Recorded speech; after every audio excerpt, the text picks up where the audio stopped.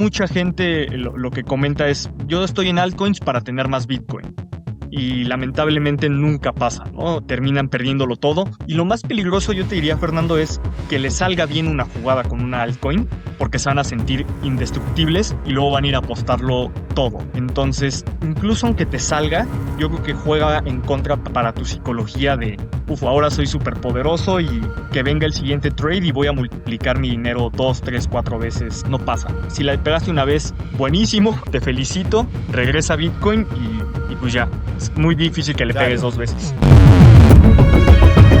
Bienvenidos, soy Bitcoin Libertaria. Nuestro invitado de hoy es Andrés BTC, que no es lo mismo que BTC Andrés. Andrés es alguien que combina el entendimiento profundo de economía e inversiones tradicionales con la claridad que solo de haber abrazado Bitcoin como ahorro superior y como herramienta de soberanía financiera. Desde México comparte diariamente reflexiones muy prácticas desde cómo bombardear a familiares sin asustarlos hasta por qué evita los ETFs como la plaga, pasando por el eterno debate de cuándo sacar a cold storage. Hoy vamos a recorrer su visión sobre el momento actual de Bitcoin, las trampas que ven los nuevos en México, el impacto de la macroeconomía local, peso, inflación y tipo de cambio, y cómo está evolucionando la mentalidad bitcoiner en la TAM. Andrés, bienvenido.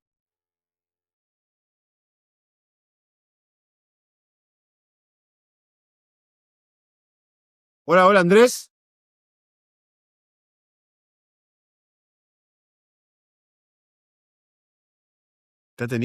Probablemente tengo unos problemas con el audio. Andrés, ¿estás por ahí? No te escucho. ¿Ahí me escuchas, Fernando? Ah, Hola. ahí te escucho perfecto, ahí te escucho perfecto. Ahora sí, Andrés, bienvenido. Muchas gracias, Fernando. Me encantaría también mostrar la cámara, pero parece que hoy nada está queriendo funcionar. Tampoco se está dejando la cámara. Es la magia del vivo, pero bueno, acá no importa, después cuando este video salga cuando lo editemos bien y lo subamos de nuevo a YouTube, porque esto está saliendo en vivo, pero luego va a quedar subido para los miembros del canal y en alrededor de una semana lo subiremos bien a YouTube, le pondremos una fotito, la fotito que tenés ahí en Twitter, o si me querés pasar una foto, me la pasás y se la ponemos, pero bueno, lo importante es que te escuchemos y que compartamos tus vivencias sobre Bitcoin, Andrés. Antes de arrancar, les repito a todos los que nos están viendo que hacer estos videos nos cuesta tiempo y un poquito de dinero, por lo que lo único que le pedimos como retribución es que se suscriban al canal, que nos den un like, que comenten, y si de casualidad piensan que algún amigo, familiar, conocido o enemigo le puede ser útil este video, se lo compartan. Vamos que acabamos de llegar a los 1000 suscriptores en YouTube y el próximo milestone es 10.000. Así que hacia allá vamos. Así bueno, ahora sí, vamos a arrancar con la entrevista. Andrés, la primera pregunta que te hago es cómo tomaste la píldora naranja, cómo llegaste a Bitcoin. Sí, Fernando, fíjate que creo que en 2018, 2019, cuando hubo un boom de influenciadores de finanzas personales en YouTube, yo arranqué por todo el mundo de los fondos indexados. Había, apenas empezaba todo esto y me acuerdo que seguía muchos influenciadores americanos y compartían como todo esto, ¿no? Entonces realmente mi camino hacia Bitcoin empieza por el mundo de las finanzas tradicionales, donde yo empecé a invertir en bolsa y mi primera parada fue ver al S&P 500 como mi activo de reserva y mi potencial retiro para dentro de 30 años, ¿no? Entonces, realmente en ese entonces había muy poco acceso a bolsa en México. Te podría decir que el monto mínimo de inversión era de $5,000 y a partir de 2019 se empieza a democratizar donde ya uno podía entrar desde 1,000 pesos, que son el equivalente a $50, y así comienzo, ¿no? Luego en 2020, uno de estos influenciadores, no sé si la audiencia lo conozca, se llama Andrei Yik, es un ruso americano que empezó a crecer muchísimo durante la pandemia su canal. Comienza a hablar de Bitcoin y cómo es la respuesta a los problemas monetarios y a muchos de los conflictos que como Bitcoiners sabemos del fiat, ¿no? Entonces, empiezo a consumir contenido de Andrew Yik, Y una cosa va llevando a la otra, ¿no? Me llevó al contenido de Anthony Pompliano, me llevó al contenido de Preston Peace, y así fue como me fui adentrando. Empecé a leer un poquito. eh, yo recordaba que tenía una cuenta abierta en Bitso, que en algún momento, creo que en 2017, compré algo de Ripple porque un amigo me comentó que se iba a ir a la luna, compré un poquito, lo dejé ahí, nunca más supe qué había pasado. Y ahí es donde ya me lo empiezo a tomar un poco más en serio, ¿no? Retomo lo de la cuenta de Bitso y empiezo a comprar Bitcoin. Pero yo no entendía mucho. Yo venía de las finanzas tradicionales donde tú tienes un fondo indexado y lo dejas ahí y ahí vive, ¿no? Entonces, cuando entro a Bitso y veo que el Bitcoin lo puedes sacar, yo decía, ¿sacar a dónde, no? ¿Cómo es eso? Entonces, pues sí, fue una curva de aprendizaje de varios meses donde la convicción y el conocimiento fueron creciendo y pues nada, hasta que llegó el punto en que toda la posición que tenía en bolsa la vendí. Eh, a lo mejor un timing medio complicado porque crecía la emoción en 2021 cuando llegamos a los 60. En ese momento empecé a vender todo, a comprar más Bitcoin, y luego 2022 pues fue un momento complicado donde tocó aguantar, pero la convicción ya estaba ahí. Totalmente. Y te hago una pregunta que se la hago a varios bitcoiners, ¿no? Porque yo creo que cuando tenés la convicción, el ir para abajo, sabés que es una oportunidad, pero ¿qué es más difícil? ¿Holdear cuando va para abajo? ¿Sí? ¿O no vender cuando va para arriba? Cuando decís, ah, bueno, mirá todo lo que tengo acá y no venderlo. Fíjate Fernando, que a mí me pasa algo diferente. Creo que cuando va hacia arriba, el error que puedo cometer aún más es como el FOMO de querer apalancarme, vender, hacer locuras con tal de tener más Bitcoin por creer que va a subir más.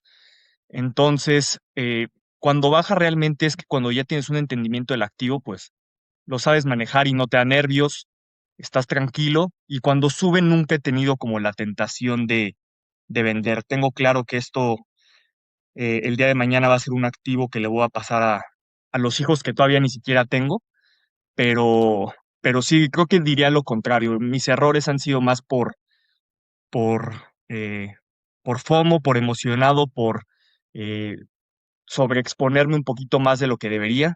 Siempre, según yo, tenía la regla de, ay, ¿sabes qué? Voy a tener un fondo de emergencia fiat, y ese fondo de emergencia, pues literalmente casi siempre está en ceros, ¿no? Porque eh, sigo comprando, sube el precio y me emociono y compro más. Entonces, sí, más bien te diría que es eso. Sí, totalmente, totalmente. Creo que a veces siempre lo que pasa es que uno nunca, cuando va para arriba, es como que vos decís, bueno, uy, está yendo para arriba, me voy a quedar afuera si no compro ahora, porque sí, este es el momento, o sea, todos los bitcoiners sabemos que en un momento va a pegar esa subida parabólica y probablemente no quedemos muy afuera. Y siempre nos pasa eso, cuando va para arriba decís, quiero más, quiero más, quiero más, después baja y te quedaste sin plata para comprar. Pero sí, yo creo que es para el Bitcoiner verdadero, los momentos de cuando va para arriba, uno está contento por un tema de que Bitcoin se habla en todos lados, porque quizá tu net worth en términos fiat vale más, pero cuando va para abajo, en lugar de ponernos mal, de decir, uy, ponernos nerviosos, simplemente es una oportunidad para acumular más y Bitcoin en oferta, y a veces lo que nos arrepentimos es de no tener más dinero fiat para poder acumular Bitcoin a estos precios, ¿no es cierto? Exactamente, y creo que lo comenté en un tweet, que precios más bajos implican múltiplos de retorno futuros mejores, ¿no? Entonces, en 2021, cuando estábamos en $69,000, pues dolió muchísimo el regresar a 15, ¿no? Pero el tener convicción y comprar en esos niveles de 15, 20, hacen que cuando estemos en 100, tu múltiplo de retorno sea un 6x, ¿no? Cosa contraria que si el precio se hubiera mantenido en 60, 70 y siguieras comprando, no hubieras llegado ni al 2x con el último máximo histórico que vimos de 126. Entonces, yo ahorita al contrario, lo veo y digo, bueno, bajamos otra vez a 60, no pasa nada, esto es para el largo plazo, pero bueno, eso significa que cuando estemos en 120 ya vas a poder hacer un 2x o a 180 un 3x, ¿no? Entonces, ver esa parte de los múltiplos y cómo Bitcoin, eh, todas las caídas son oportunidades, yo creo que es importante también. Sí, totalmente. Y es como decía ahora, estamos es como un dos por uno, ¿no? Pagás uno y te llevas dos, te llevas uno gratis, como cuando vas al supermercado y estás en promoción. Y en uno de los posteos recientes, vos hablas sobre todo lo importante de eh, darle la píldora naranja a la gente nueva. Y vos hablás de mandar la mayoría de la gente nueva directo a Bitso, que es un exchange, con una advertencia sobre la autocustodia más adelante. ¿Por qué crees que eso es una buena estrategia cuando se trata de hablarle a la gente nueva que recién se está interesando en tema de Bitcoin? Sí, yo creo que es por poner la menor fricción posible en un principio. La gente cuando le hablas de Bitcoin te escucha, pero te da un tiempo limitado. Entonces es como un pitch de elevador. En 2, 3 minutos explícame por qué debo tener esto en mi portafolio y cuál es la manera más fácil de comprar. Entonces, contando con ese tiempo limitado y la impaciencia de la gente o el span de atención tan limitado que tenemos hoy en día, yo creo que mandarlos al lugar que más les hace sentido, por ejemplo, en México, pues es Bitso, ¿no? La gente está familiarizada, es patrocinador de la selección mexicana, es patrocinador del Club Tigres. Entonces, la gente ha escuchado Bitso, lo ha visto, ¿no? Entonces, es cuestión de que abran una cuenta, quitarles fricción y que empiecen a. Para mí, la idea es que compren algo de Bitcoin y de ahí parte el interés. Ya que tú tienes el activo, ya que tú tienes el famoso término de Taleb, skin in the game, ahí puede empezar a crecer el interés y la inversión de la gente en más conocimiento, ¿no? Pero siempre le digo a la gente, ¿sabes qué? Compren Bitso, pero cuando ya llegues a cierto monto, 10%, que el 10% de tu stack represente el costo de una billetera fría, búscame y yo te ayudo con tu setup, ¿no? Entonces, lo veo como un buen primer paso porque si yo me pusiera a complicarles mucho la vida en un principio, mucha gente perdería interés.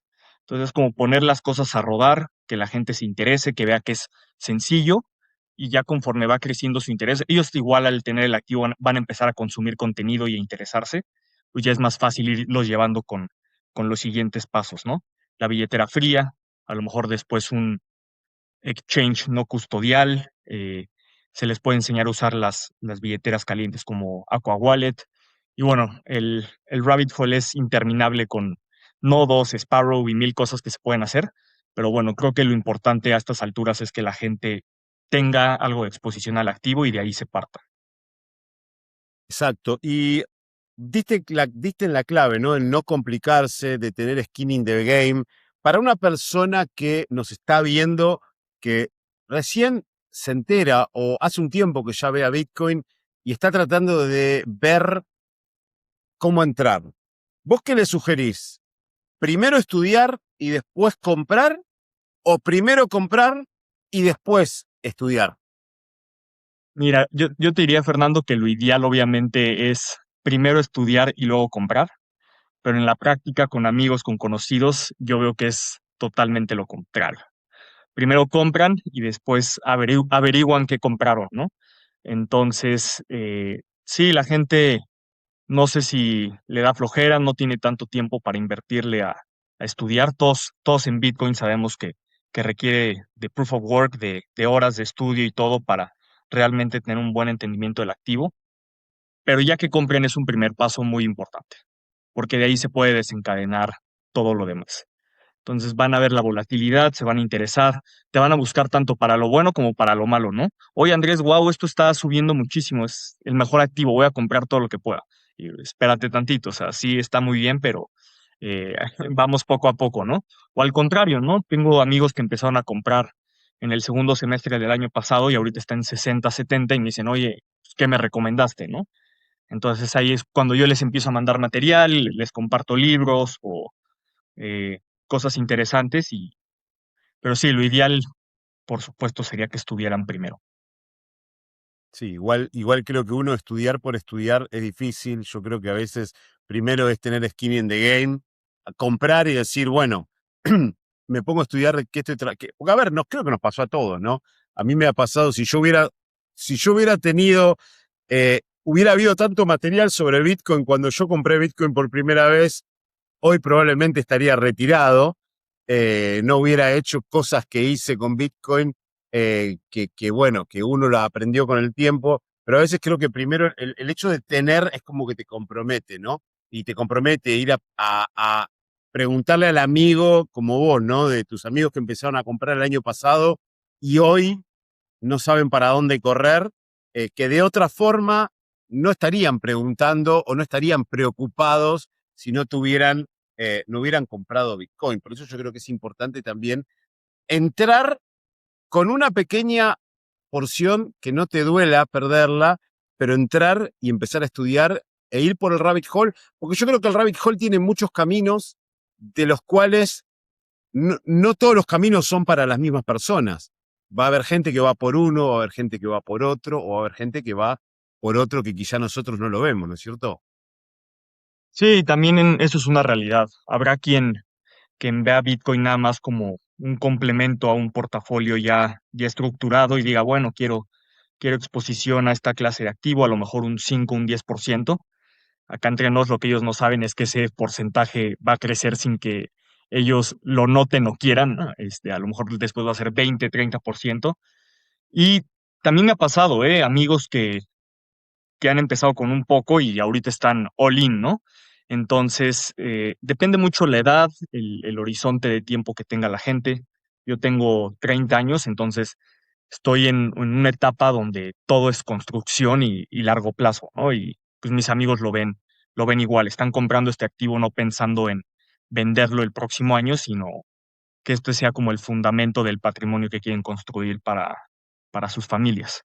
Entonces, sí va a depender, pero no es lo mismo, por ejemplo, con papás de amigos que luego le dicen, oye, acércate con Andrés, él sabe de inversiones, de Bitcoin. Ahí lo tomas con mucho más reserva porque pues, es gente a lo mejor ya eh, cercana al retiro o que quiere hacer algo con el dinero con el que se está jubilando. Entonces toca ser un poco más cautelosos con las recomendaciones que uno hace. Exacto. Y mucha de esta gente que mencionás ahora, ¿no? La gente que está cerca del retiro, la gente grande que quizá no tiene tiempo, no tiene ganas o no entiende tampoco mucho de tecnología, hoy se han abierto un montón de instrumentos para tener no Bitcoin, pero exposición a Bitcoin en tu cartera, como por ejemplo los ETFs. ¿Qué postura tenés? Porque obviamente esto divide a los maximalistas. Inicialmente éramos los maximalistas contra los shitcoiners, ahora dentro de los maximalistas hay una división entre los que están a favor de los ETFs o los que están en contra y dicen que son shitcoins. ¿Cuál es tu posición acerca de estos instrumentos? Sí, yo creo que si, si queríamos que Bitcoin tuviera el éxito que esperamos y que eventualmente sea adoptado por países como su activo de reserva, era algo que eventualmente iba a pasar, ¿no? Creo que una capa antes es justo la captura y financialización por Wall Street del activo. Entonces lo veo como un mal necesario. Ya lo vimos hace una semana con Jane Street y todas las malas prácticas que estaban haciendo manipulando el mercado. Entonces, creo que esas son las consecuencias, ¿no? Pero a su vez no deja de ser cierto que muchas instituciones pues no entrarían de otra forma, ¿no? Una empresa, un fondo de pensiones, una aseguradora, una universidad, pues muy difícilmente van a custodiar sus llaves, ¿no? Cuando se trata de una organización es mucho más complicado el, el hacer el setup de la custodia. Entonces, para esas instituciones, pues hace mucho sentido que tengan el ETF, ¿no? Probablemente Harvard tenga una cuenta con BlackRock de toda la vida y es simplemente añadir un ticker más a su portafolio. Donde yo sí marco muy claro la línea es con el individuo, ¿no?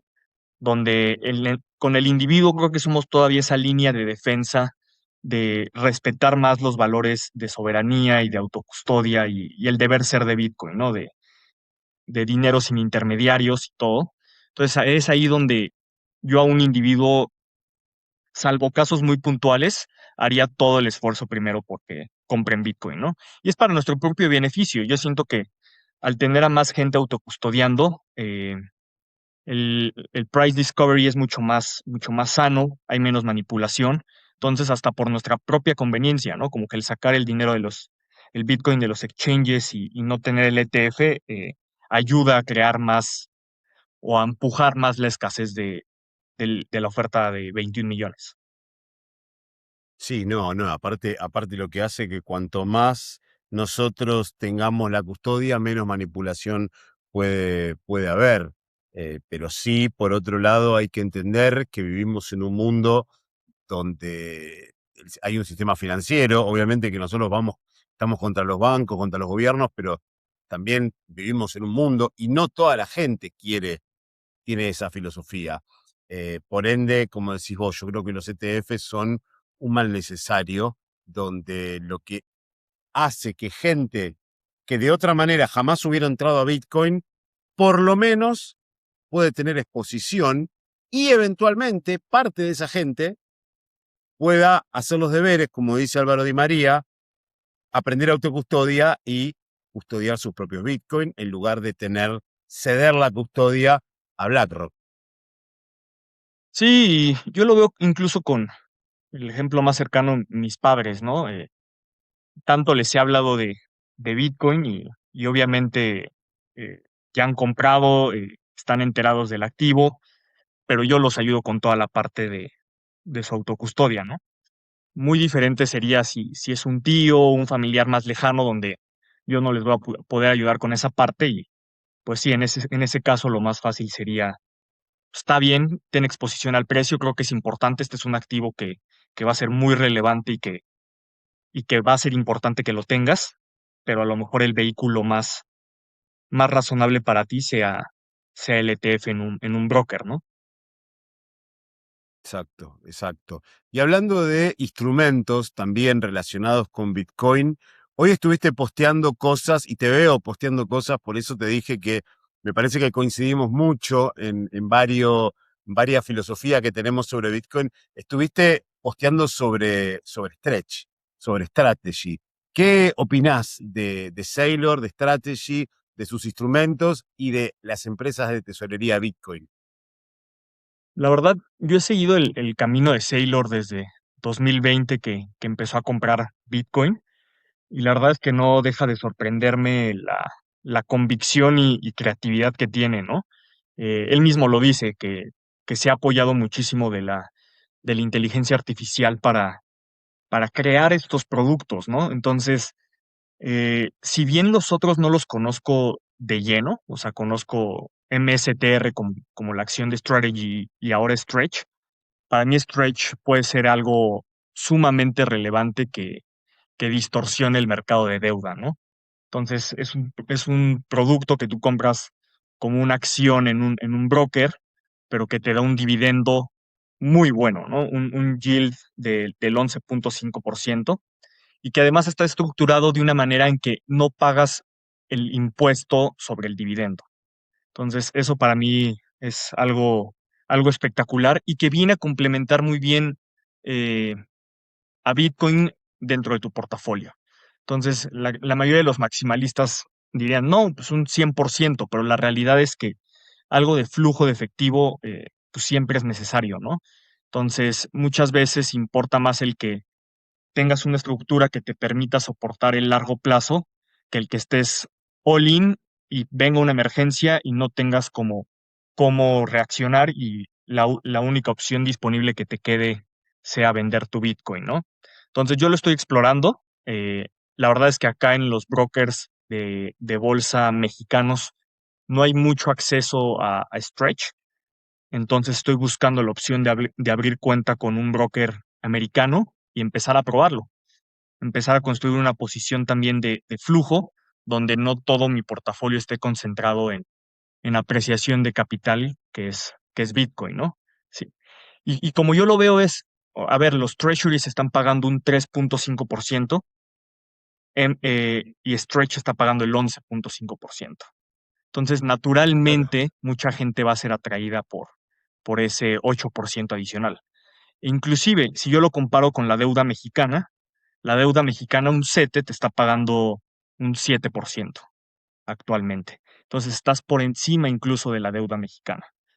Históricamente, la deuda mexicana pagaba más que un treasury porque ahí venía implícita la depreciación del peso mexicano frente al dólar, ¿no? Pero si ahora tienes un instrumento que está por encima de la deuda mexicana y está dolarizada, pues es todavía más atractiva. No, exacto. Eso es clave. Creo que Sailor con estos instrumentos que ha creado ha revolucionado el mercado porque lo que hace es ofrecer mejores tasas de los bonos que teóricamente eran los más seguros o los bonos soberanos y eso se canaliza en Bitcoin. De hecho, lo que está pasando, lo que pasó la semana pasada de Stretch levantando $200 millones que lo usaron para comprar alrededor de 3.000 Bitcoin en el medio de un bear market como en el que estamos, creo que es un instrumento espectacular porque Sailor no puede usar el ATM para apalancarse o para comprar la cantidad de Bitcoin que le gustaría, pero sí puede usar Stretch. Y hoy y ayer estuvo en par, por ende, creo que hay una página que se llama STRC Tracker, una cosa así, que te muestra cuánto dinero entró a Strategy por medio de estos preferentes y a cuántos Bitcoin equivale. O sea, como que está minando Bitcoin con estos instrumentos. Y en México, por ejemplo, porque yo tengo mucha gente que nos ve de México y me pregunta cosas que yo la verdad a veces no las sé contestar porque no soy mexicano, soy argentino y encima no vivo en Argentina, pero ¿cómo hace un mexicano para comprar, por ejemplo, una acciones de treasuries americanas o, por ejemplo, un preferente como Stretch? Mira, acá en México, uno de los brokers más grandes y posicionados es GBM. Entonces, en GBM tienes acceso a la bolsa mexicana. También dentro de la bolsa mexicana están registrados muchos títulos de empresas americanas o ETFs. Entonces, puedes comprar la acción de Apple o el ETF del S&P 500 como BOO y hicieron una alianza con una bolsa americana que ya te da pues mucho más apertura de títulos. Entonces, por ejemplo, en esta bolsa americana es donde uno puede comprar Stretch, uno fondea su cuenta desde su banco y compra el instrumento. Eh, o también la verdad es que como mexicanos tenemos mucha facilidad para abrir cuentas en brokers americanos, si la gente prefiriera esa opción. Hay un broker que recomiendo que es Charles Schwab, que es de los muy tradicionales, muy vieja escuela, pero donde lo puede fondear muy fácilmente. Ahora hay muchas soluciones, como por ejemplo Dollar App, donde mandar tus pesos a una cuenta en Estados Unidos ya es muy accesible. Cuesta creo que $3 la comisión y el tipo de cambio bastante competitivo. Entonces creo que esas son las mejores opciones para poder comprar y tener eh, exposición a los otros instrumentos de strategy. Perfecto. Y a veces también vos me respondés una pregunta que hace mucho. Dice, ¿por qué si yo soy Bitcoiner? Que eso también lo planteamos entre Bitcoiners, ¿no? Porque dicen, por ejemplo, ¿qué pasa con Stretch? ¿Por qué si yo soy Bitcoiner voy a comprar Stretch? Bueno, de repente, como decís vos, uno quiere tener un flujo y no quiere tener todo 100% en Bitcoin y uno tiene su dinero para el futuro, para el ahorro, para el retiro, como es Bitcoin, uno tiene un flujo como es Stretch y eventualmente puede jugar un poquito apalancado como usando Strategy con el MNAP. Por eso creo que es bueno que pongas tu ejemplo de decir, yo soy Bitcoiner, yo soy maximalista, yo predico la autocustodia, pero quiero comprar Stretch. ¿Por qué? Porque también necesito flujo y no quiero tocar mis Bitcoin. Sí, yo creo que luego existe este conflicto entre los maximalistas, pero yo diría que es lo contrario, ¿no? Yo creo que quien tiene un fondo fiat podría ser más maximalista porque está cuidando más de ese Bitcoin, ¿no? Eh, lo que uno busca es ponerse en una posición resiliente y de antifragilidad para que cuando alguna emergencia suceda, no tengas que tocar ese Bitcoin. Entonces yo diría que es todo lo contrario, es poner líneas de protección que cuiden lo que ya tienes y no que en determinado momento, como Bitcoin es lo único que tienes, termines vendiendo en un muy mal momento, ¿no? Totalmente, totalmente de acuerdo. Y contame en México, ¿cómo? Acá tengo una pregunta para hacerte que mucha gente en México ve a Bitcoin como una inversión especulativa o para hacerse rico rápido. ¿Cómo le respondés cuando alguien viene con este concepto de Bitcoin? Yo creo que partamos del hecho de que construir patrimonio en algo que no sea un bien raíz en México es algo muy nuevo. Eh, la gente con dinero tiene su patrimonio en bienes raíces, en propiedades, y la tiene en empresas, en negocios. Entonces, esta parte de construir patrimonio en un activo financiero, ya sea en bolsa o más específicamente en Bitcoin, es algo que tendrá eh, menos de 10 años. Entonces, cuando alguien me dice eso, lo que yo les digo es, a ver, estás joven. Las valuaciones, por ejemplo, en Ciudad de México de los bienes raíces están por los cielos, como en muchas otras partes del mundo, donde está viniendo mucho extranjero a México, está siendo muy atractivo. La verdad es que post pandemia fuimos un país bastante beneficiado en el sentido de que tenemos la cercanía con Estados Unidos, pero al mismo tiempo no le cerramos la puerta a los chinos. Entonces estamos haciendo negocios con ambos lados y hay mucha empresa, hay mucha inversión extranjera y la verdad es que, que también hemos tenido la fortuna en México que el peso se ha mantenido bastante estable. No hemos vivido algo como lo que ha vivido Argentina o lo que ha vivido Venezuela, donde la gente lo adopta por necesidad. Acá en México existe menos ese sentido de urgencia por la misma naturaleza macroeconómica, ¿no? Sin embargo, yo les digo esto, o sea, pues ve tan solo el peso mexicano frente al dólar, cuánto hemos perdido de poder adquisitivo en los últimos 20 años. Entonces, si ahorras en pesos, pues no solo estás perdiendo frente al dólar, y luego les hago la comparación. Y el mismo dólar está perdiendo mucho poder adquisitivo contra activos escasos. Entonces ahí es donde uno ya compara. Ve cuánto ha perdido el dólar frente al Standard and Poor's 500. Ve cuánto ha perdido frente al oro. Y por supuesto, ve cuánto ha perdido contra Bitcoin, ¿no? Pero sí, o sea, no Sí. deja de ser para la gente, en su mayoría, un activo especulativo y algo con lo que quieren hacer dinero para luego brincar a lo que ellos ven como patrimonio, que es el ladrillo, ¿no? Pero no es algo como que ven para quedarse. Entonces es ahí donde yo les digo, a ver, esto, al igual que una casa, esto es patrimonio, solo que digital no lo puedes tocar, no nada, pero en retornos te va a dar 3 veces el retorno. A lo mejor con 3 veces la Exacto. volatilidad, pero pues, toca aguantar.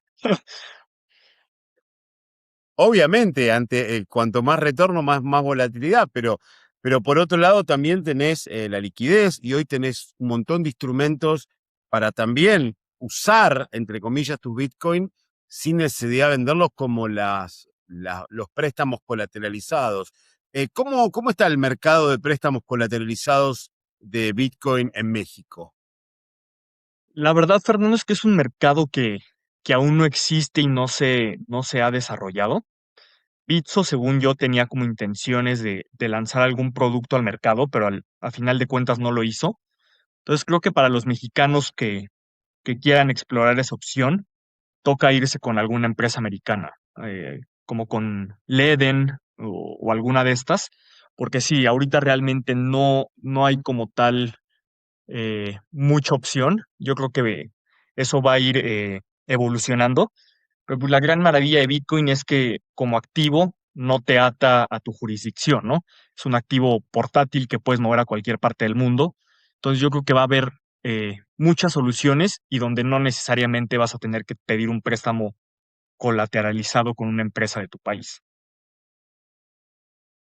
Totalmente, totalmente. Y sí, también estaba viendo el otro día, estuvimos a los chicos de Aureo Bitcoin, están los chicos de Arcadia, no sé si conoces esa, que es la empresa de tesorería Bitcoin Conozco de a los México. chicos de Aureo porque los veo muy seguido en la casa de Satoshi, que es este centro de reuniones de Bitcoiners donde vamos, compartimos ideas y todo, y están con un proyecto súper interesante y muy ambicioso y sí, más bien tengo contacto con ellos. ¿Vas seguido a la casa de Satoshi? Sí, tengo la fortuna de tenerla muy cerca de mi casa, entonces cada vez que hay evento procuro asistir y todo, y me ha gustado mucho el trabajo que han hecho, la verdad es que cada vez se ve más gente, tienen mejores invitados, mejores charlas, entonces ha sido una progresión bastante interesante con todo lo que están haciendo por allá. Como Bitcoiner, ¿qué es lo mejor que tiene la casa de Satoshi, sobre todo para la gente que recién está empezando en el mundo de Bitcoin? Yo creo que es un punto de partida importantísimo que existan lugares como la casa de Satoshi, porque ahí puedes invitar a cualquiera. Ellos son súper abiertos, súper buena onda y reciben a cualquiera y pues, es gente con mucha experiencia y muchos años en esto, ¿no? Entonces, cuando estás comenzando, luego es muy difícil como compartir con tu círculo inmediato de familiares y amigos experiencias, porque la gran mayoría pues no ha estado en Bitcoin, no le interesa. Entonces, como tener gente y comunidad con quien compartir es súper importante. Yo he hecho muy buenos amigos y pues, cada vez que pasa algo relevante en Bitcoin, pues es una especie de terapia grupal, de a ver, ¿dónde estamos parados?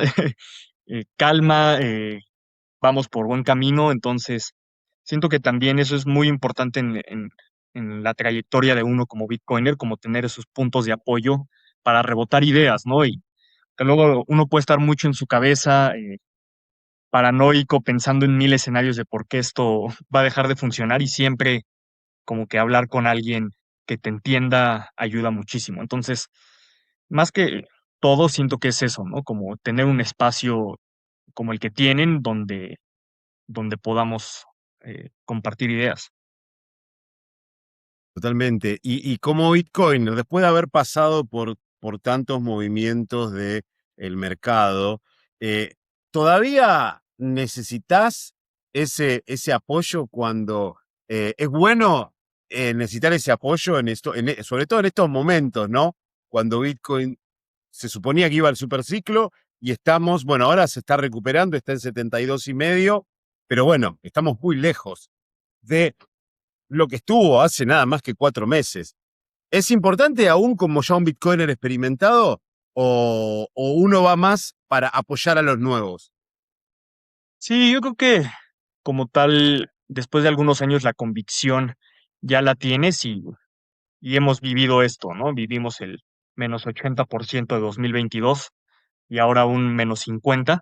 Pero más que esto es apoyar a los nuevos, y es compartir ideas también sobre temas más complejos y debates como lo que ha pasado con el BIP 110, ¿no? Entonces, sí, por una parte es esta parte del precio, que obviamente es como lo más tangible y lo que todo mundo estamos con los ojos pegados todos los días viendo cómo se está comportando Bitcoin, pero también es ver otros vectores, ¿no? Otros vectores que pueden ser importantes y que es importante que uno que tiene tanto skin in the game los vaya viendo y vea otro tipo de riesgos también. ¿Cuáles son esos vectores que marcas que también hay que tener en cuenta, no solo el precio?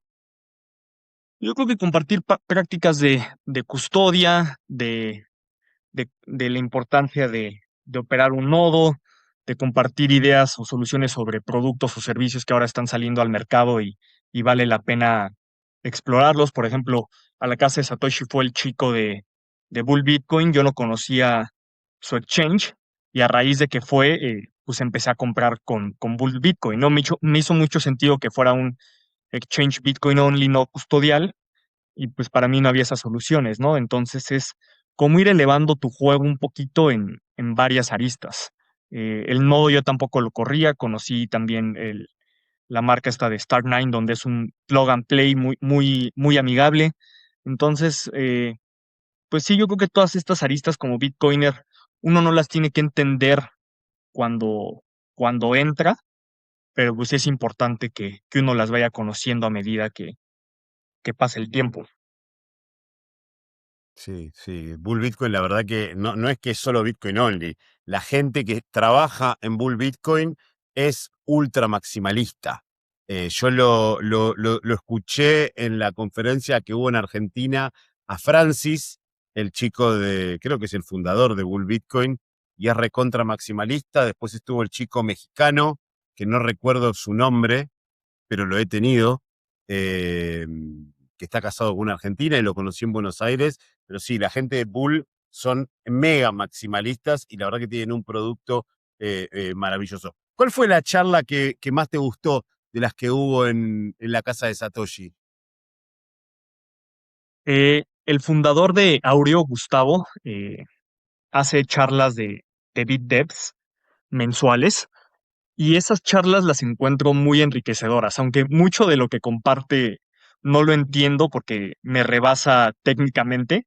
Creo que siempre es importante porque te quedas con una o dos, tres ideas y que luego tú regresas a tu casa y las buscas más a profundidad. Entonces, si tuviera que escoger alguna, yo creo que serían las de Gustavo, donde realmente te saca un poquito de lo básico que luego uno conoce como... Yo me considero un financiero dentro de Bitcoin, donde veo todo mucho como patrimonio, alocación, qué porcentaje de tu portafolio quieres tener en Bitcoin y como más estructural, pero ya estos temas muy técnicos, pues la verdad es que hay gente mucho más competente, ¿no? Entonces creo que es eso lo que más disfruto, como salirme un poco de mi zona de confort, escuchar un poco lo que gente más técnica tiene por compartir.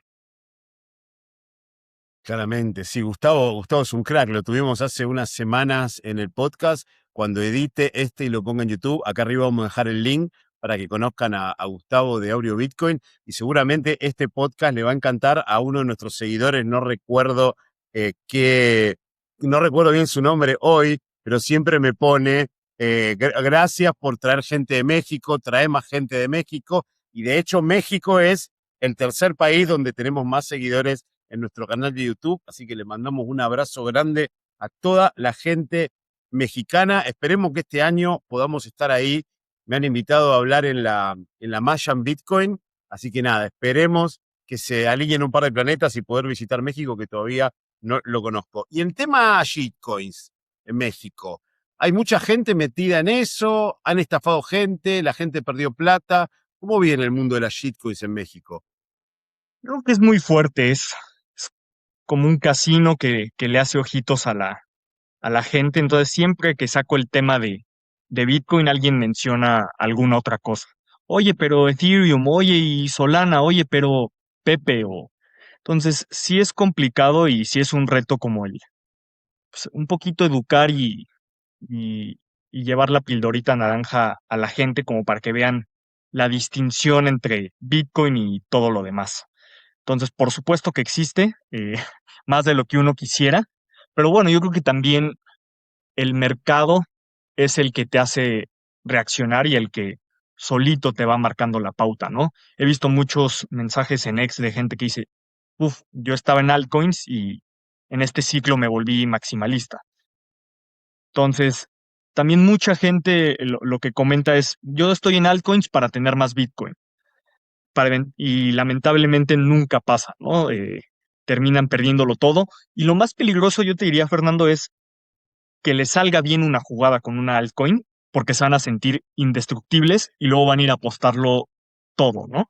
Entonces, incluso aunque te salga, yo creo que juega en contra para tu psicología de, uf, ahora soy súper poderoso y que venga el siguiente trade y voy a multiplicar mi dinero dos, tres, cuatro veces.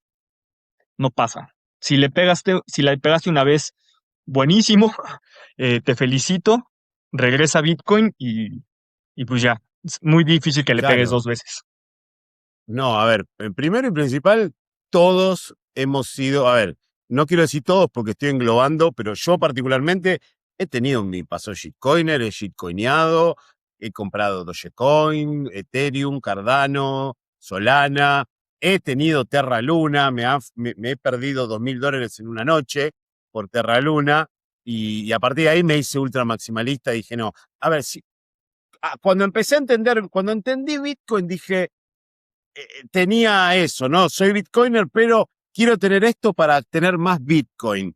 Y en definitiva, ahí seguís pensando con mentalidad de shitcoiner y hasta que no te decís, no, no, esto no sirve, lo tiro a la basura, o al menos seguís shitcoineando, pero sabés que es como ir al casino. A mí me encanta ir al casino. Yo la última vez que estuve en Buenos Aires fui al casino, jugué, yo siempre juego a los mismos números. Cuando gano me retiro y cuando pierdo me voy sin plata.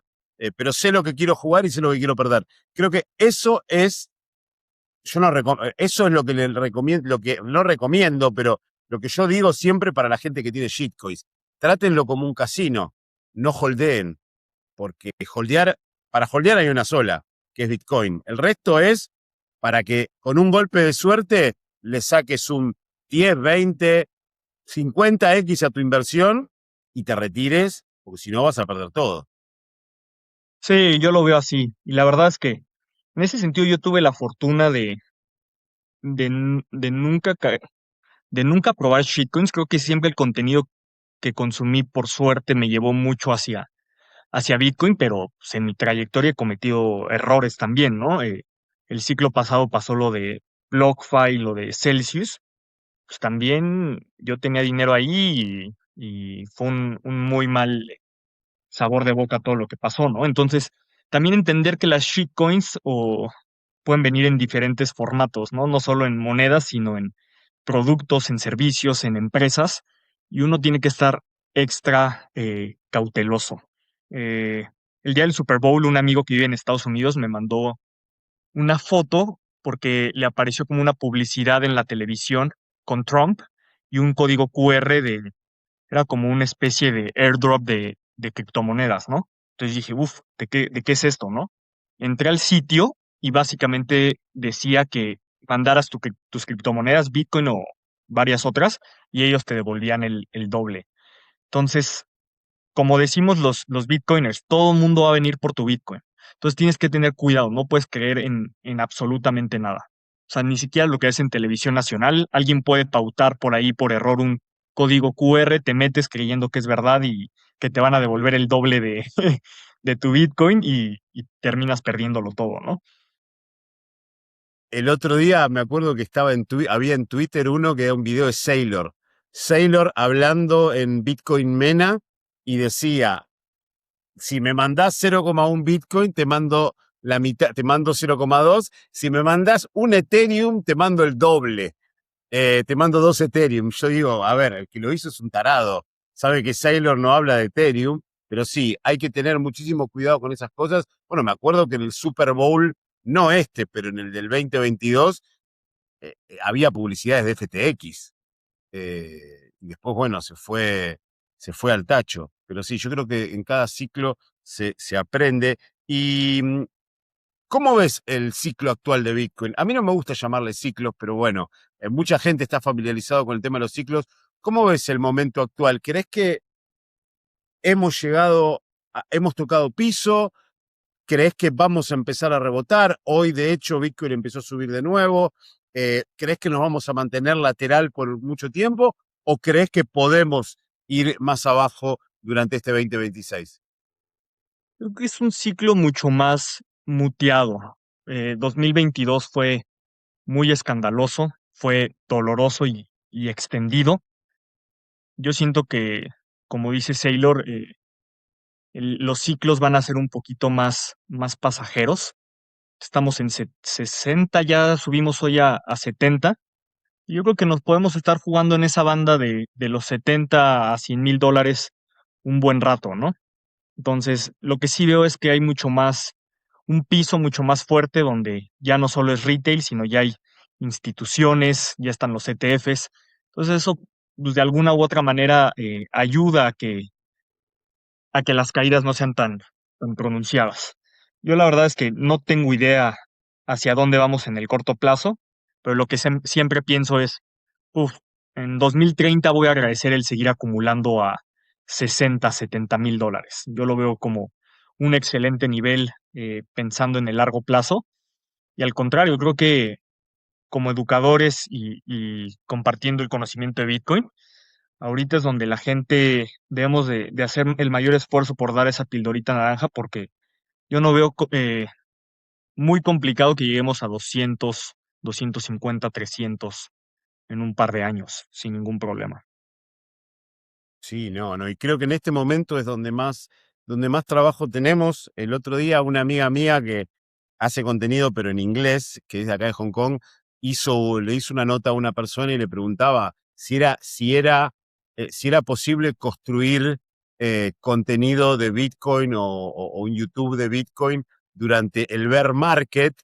Y yo digo que es el mejor momento. Hoy es el mejor momento para construir, porque en estos momentos yo digo que en los bear market es donde se crean los bitcoiners. En los bull market muchos entran, obviamente por el precio va arriba, no te querés quedar afuera y compras. Cuando viene la corrección, a mí no me gusta llamarle bull o bear, porque para mí Bitcoin está en un bull market eterno desde el año 2009, obviamente con correcciones como la que estamos viviendo, pero en estos momentos es donde se testea la convicción y donde de repente la persona que compró a 100 o a 109 o a 126, ahora tuvo dos opciones. O se asustó y vendió, o se sentó a estudiar y cuando termine y cuando vuelva, va a salir con el título, con el diploma de Bitcoiner. Por eso creo que es clave educar y construir en estos momentos, porque la base es sólida y la comunidad que construyas ahora va a ser una comunidad inquebrantable que se va a hacer más fuerte cuando vayamos para arriba, y de esa comunidad van a salir futuros educadores para los próximos, entre comillas, ciclos, que para mí son correcciones. Pero bueno, creo que no sé si compartís mi visión. Sí, por supuesto. Yo creo que ahorita es cuando uno más tiene que hacer esa ardua labor de educar.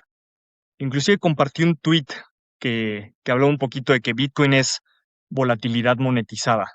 Entonces, por ejemplo, muchos están criticando ahorita que quien compró hace más de 4 años, casi 4 años, 4 meses, en noviembre del 21, compró a 69.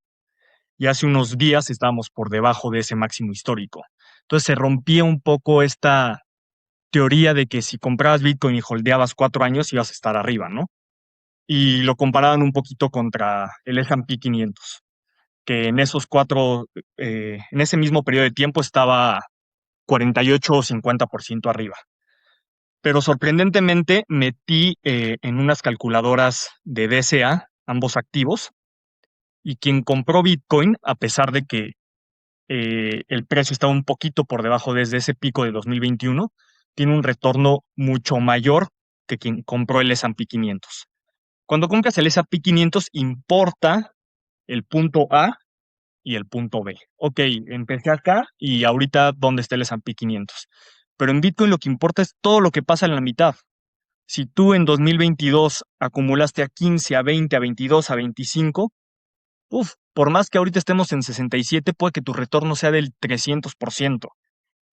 Entonces, eso es una lección bien importante para la gente, porque si comparamos un punto exacto del pasado contra un punto contra el presente y creemos que Bitcoin no ha hecho nada. No, si hubieras comprado toda esa volatilidad, eh, uf, te hubiera ido espectacular, ¿no?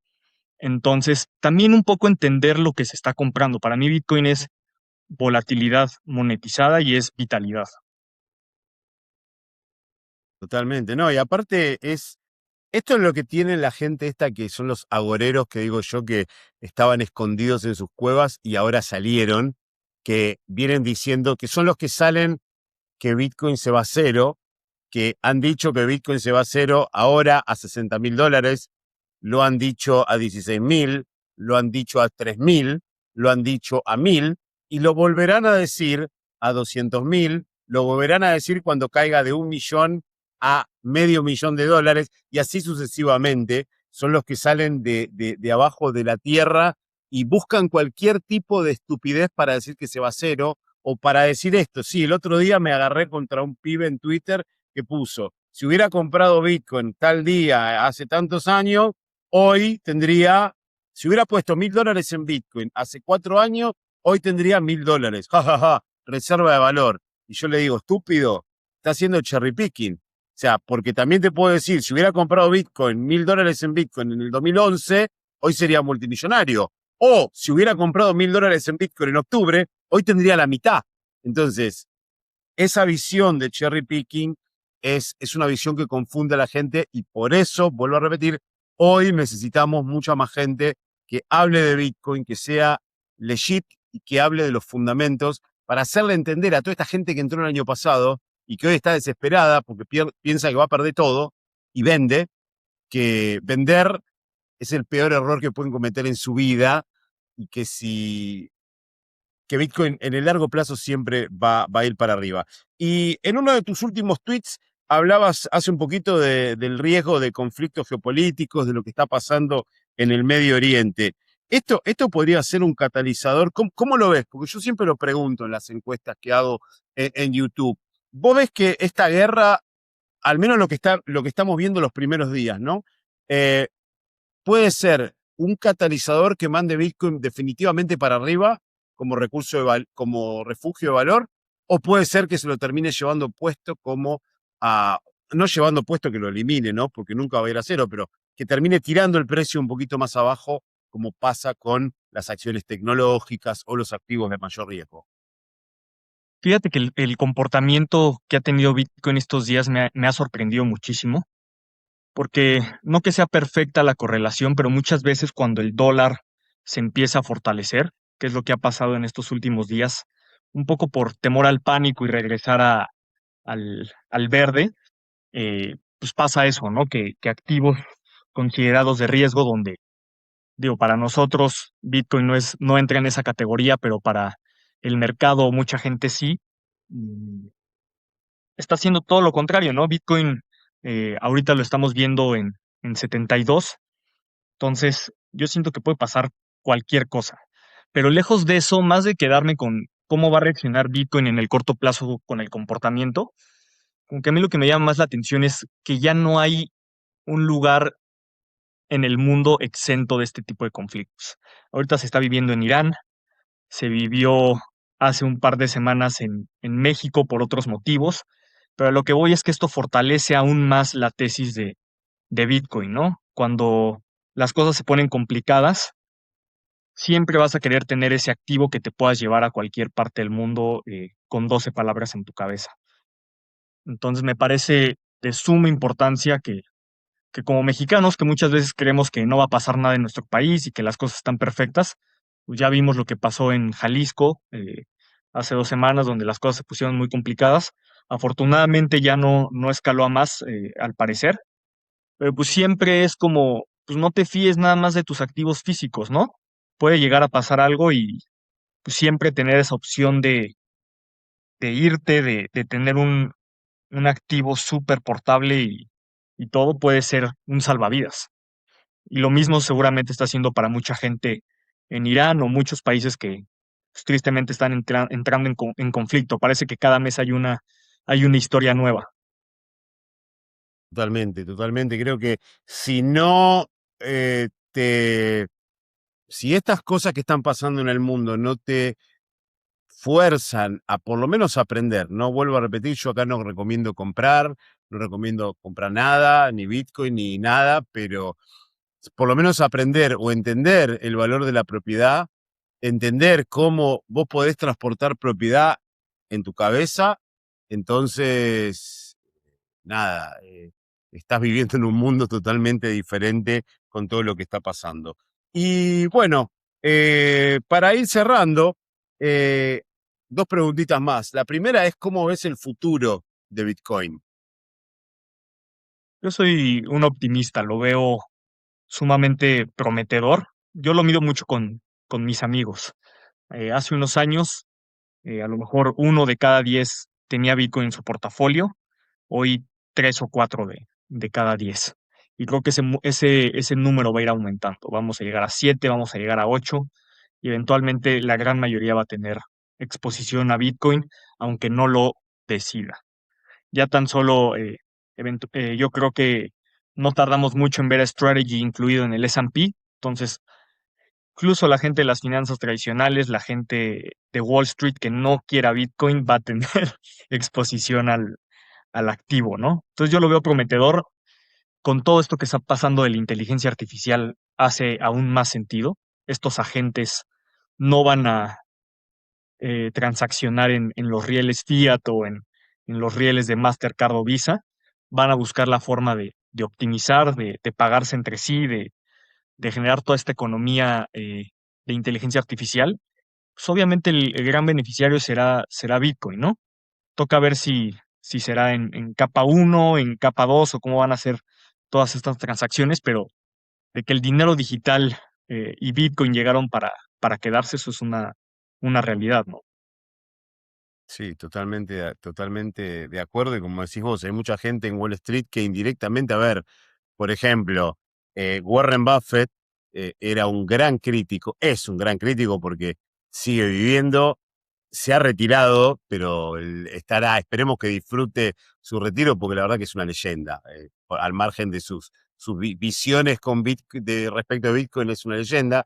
Él criticaba mucho a Bitcoin, pero su empresa, Berkshire Hathaway, tenía acciones de Strategy, o sea que indirectamente está expuesto a Bitcoin. Entonces, a mí me gusta ver todo ese empresas como Strategy, BlackRock, que yo defiendo más a Saylor que a BlackRock. BlackRock lo miro de ahí, pero bueno, por lo menos le permite a gente que de otra manera no hubiera entrado a Bitcoin, pero son los caballos de Troya que tiene el sistema financiero y que le están metiendo Bitcoin por abajo y cuando tarde o temprano Bitcoin va a haber copado absolutamente todo.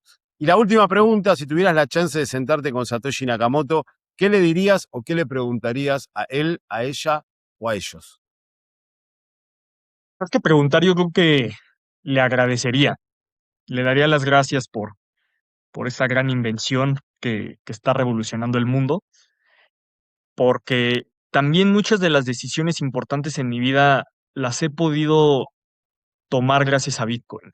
Estoy por casarme ahorita a finales de mes y mucha parte de animarme a dar los siguientes pasos me las da una estructura donde yo veo esperanza, donde yo veo que mi poder de compra va a ser cuidado, va a ser respetado. Entonces, en un mundo donde cada vez es más complicado formar familia, tener hijos, vivir de un ingreso, creo que Bitcoin es eso, protege nuestro tiempo, protege todo y nos da pauta a los Bitcoiners para tomar decisiones de vida que de otro motivo se verían muy complicados, ¿no? Entonces, eso, yo creo que agradecer simplemente. Bueno, felicitaciones por tu próxima boda. ¿Tu mujer o tu futura esposa es Bitcoiner o lo mira así de costado y te ve medio como diciendo, bueno, hacelo, pero yo no me meto mucho? Es full Bitcoiner. Ella Ah, es colombiana y unos años estuvimos con relación a distancia, ella vivía en Santiago de Chile y yo empezaba con lo de los fondos indexados, ya conocí un poquito de Bitcoin y ella me preguntaba como, oye, yo también quiero invertir, quiero hacer lo mismo. Y yo le dije, bueno, amor, está bien, ¿cómo qué te gustaría hacer? Me dice, pues no sé, pero yo no me veo en Santiago toda mi vida. Yo eventualmente me quiero ir a México contigo, ¿no? Entonces le dije, amor, pues no hay mucho que pensar. O sea, Bitcoin es el activo que es igualito el que compres en Santiago, en Bogotá o en Ciudad de México. Compra Bitcoin y te lo traes intacto a México. Por el contrario, si hubiera abierto una cuenta en un broker eh, chileno donde hubiera comprado acciones, hubiera tenido que vender todo, eh, mandar el dinero para acá, dar explicaciones tanto al fisco en Chile como al fisco en México. Entonces para mí Bitcoin es capital global, ella lo entendió, lo vio así y, y pues nada, ella también cada vez que puede compra sats y está en esa, no tan religiosamente y no consumiendo contenido, porque ya el contenido lo tiene conmigo que le platico de esto todos los días, pero bueno, muy partidaria del activo también. oh, espectacular. Bueno, al final yo no estoy viendo la cara, no sé si sos el otro Andrés BTC, porque es como más o menos parecido. Me imagino que lo conoces a BTC Andrés, es muy famoso.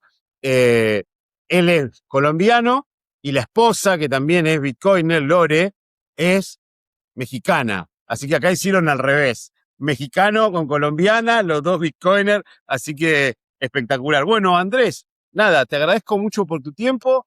¿Algo más que quieras agregar y cómo la gente puede contactarte?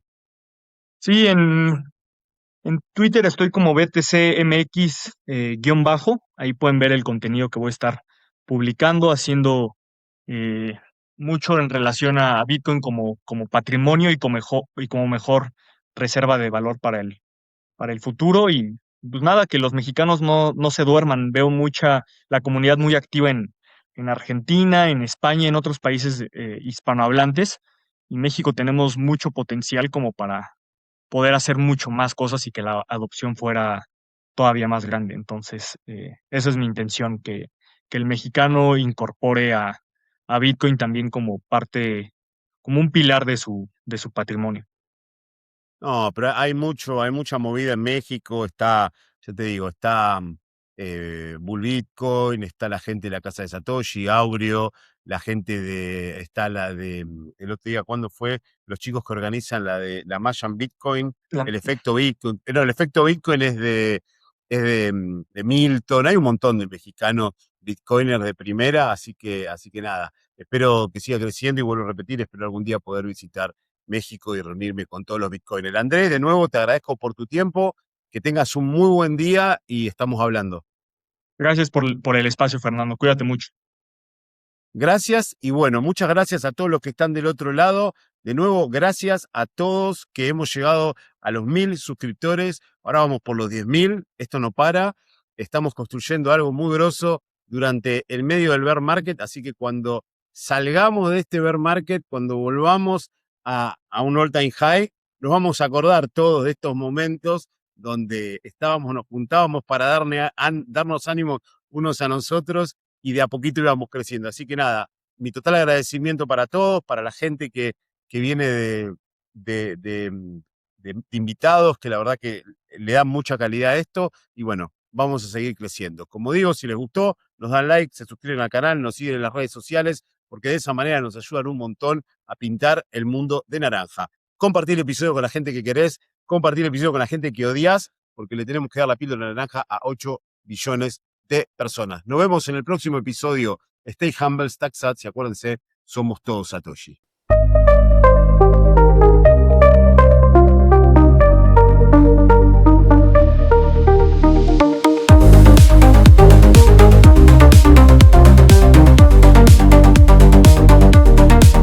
In the glow of my screen, I saw it all start. Bitcoin, a code, a new kind of art. How were you